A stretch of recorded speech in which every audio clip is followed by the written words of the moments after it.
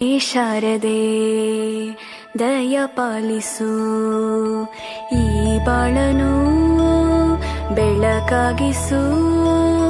ಹೇ ಶಾರದೆ ದಯ ಪಾಲಿಸು, ಈ ಬಾಳನು ಬೆಳಕಾಗಿಸು. ನಾಳೆಗಳ ದಾರಿಯಲೇ ನಂಬಿಕೆಯ ನೆಲೆಯಾಗಿರಿಸು, ಮುನ್ನಡೆಸು. ಕೈ ಹಿಡಿದು ನಾವಾಡೋ ಪದ ಪದದಲ್ಲೂ ಸಂಚರಿಸು. ಹೂವಲ್ಲಿ ಜೇನು ಗುಡಿ ಕಟ್ಟದೇನು, ನೀರಲ್ಲಿ ಮೀನು ಅಡಿ ಮುಟ್ಟರೇನು, ಆ ದೈವದಾಜ್ಞೆನೇ ಎಲ್ಲಾನು. ಹೇ ಶಾರದೆ ದಯ ಪಾಲಿಸು, ಈ ಬಾಳನು ಬೆಳಕಾಗಿಸು. ಹೇ ಶಾರದೆ.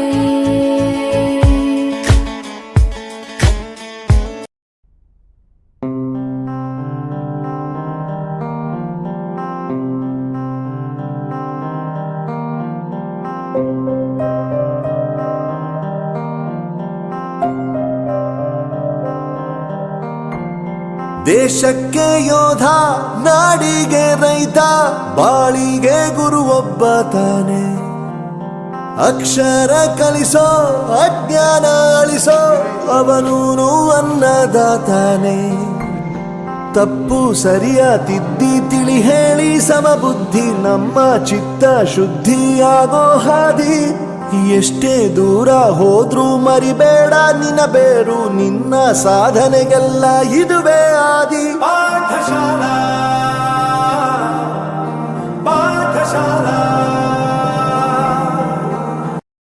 ಬಳಪ ಹಿಡಿದ ಭಗವಂತ ಇರುತ್ತಾನೆ ನಮ ಸುತ್ತ, ಅವತಾರ ನಾನಾ ರೂಪವೋ.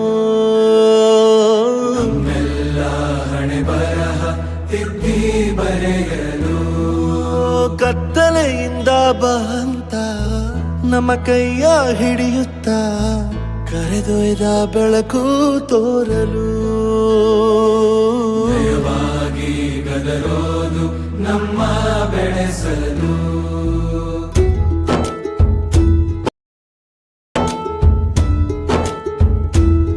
10ನೇ ಕ್ಲಾಸು. ಅಬ್ಬಾ, ಇದೊಂದು ವರ್ಷ ಮುಗ್ದೋದ್ರೆ ಸಾಕು. ಸ್ಕೂಲಿಗೆ ಬರೋ ತಪ್ಪುತ್ತೆ, ಸ್ಕೂಲ್ ಅನ್ನೋ ತಲೆನೋವು ತಪ್ಪುತ್ತೆ.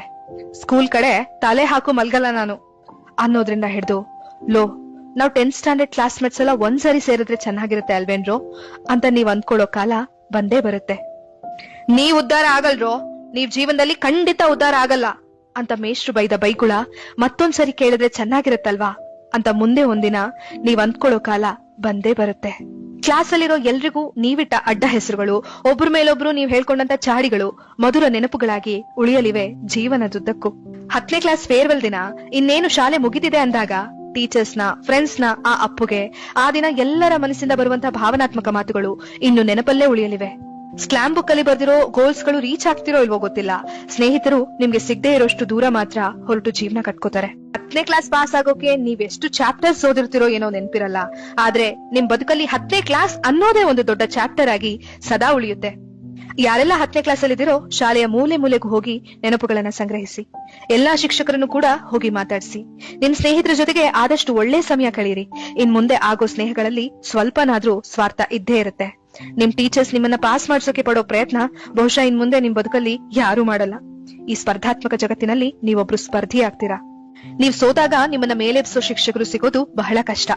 ಎಲ್ಲ ಸುಂದರ ನೆನಪುಗಳ ಹೊತ್ತು ಜೀವನ ಮುಂದೆ ಸಾಗ್ಲಿ.